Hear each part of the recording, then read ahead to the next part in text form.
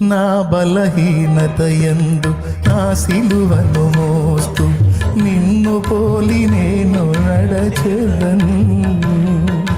వెనకున్నవి మరచి ముందున్న వాటికై సహనముతో పరుగెత్తెదను. ఉన్నత పిలుపునకు కలుగు బహుమానము, ఉన్నత పిలుపునకు కలుగు బహుమానము నేను పొందాలని వినమిల్లని పాడిన కీర్తించిన నీ రుణము నే తీర్చగలనా.